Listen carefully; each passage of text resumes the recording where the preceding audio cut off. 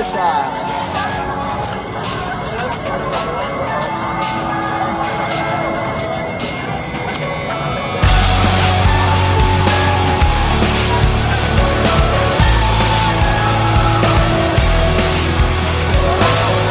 Tired of being what you want me to be, feeling so faithless, lost under the surface.